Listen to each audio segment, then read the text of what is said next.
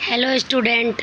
तो चलिए प्राचीन भारत के इतिहास आर.एस. शर्मा जो हम उसका चैप्टर 8 आर्यों का आगमन और ऋग्वैदिक काल चल रहा है, जिसका फर्स्ट पार्ट मूल निवास स्थान और पहचान ये वाला हो चुका है।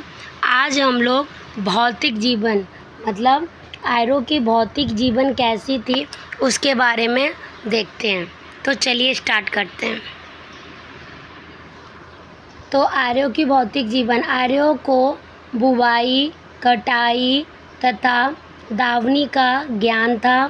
साथ ही वह ऋतुओं के बारे में भी जानकारी रखते थे।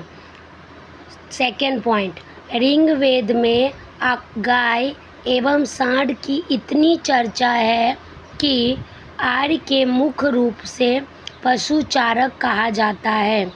मतलब ऋग्वैदिक काल में गाय और सांड ये दो चीज़ की बहुत चर्चा है। तो हम बोल सकते हैं कि गाय और सांड ऋग्वैदिक काल से ही थे। ओके। ऋग्वेद की अधिकांश लड़ाइयाँ गायों को लेकर हुई थी। इसमें भी गाय आ गए। मतलब गाय की साक्ष्य आपको ऋग्वैदिक काल से ही मिल रहा है। भूमि पर कोई निजी अधिकार या संपत्ति नहीं होती थी। मतलब क्या है, अभी कैसे लोग ज़मीनों के लिए लड़ते हैं, ये मेरा ज़मीन, ये आपका ज़मीन, ये तेरा ज़मीन, ऐसा कुछ नहीं होता था। किसी का निजी अधिकार नहीं होता था या किसी की निजी संपत्ति नहीं होती थी। कोई कहीं भी खेती कर सकते थे, पशु पाल सकते थे, कुछ भी कर सकते थे।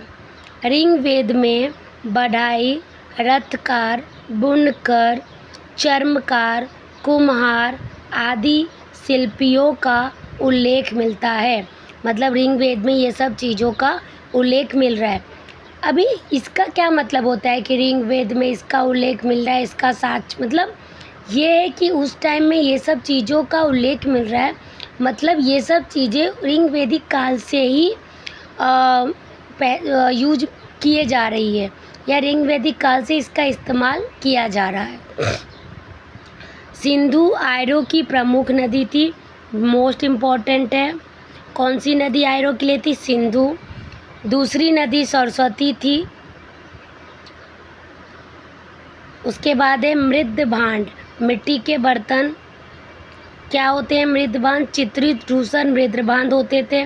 मतलब मिट्टी के जो बर्तन है, जो कलर किए होते थे, जो चित्र बनाए होते थे, उस पर कलर किए रहते थे, वैसे बर्तन यूज़ होते थे।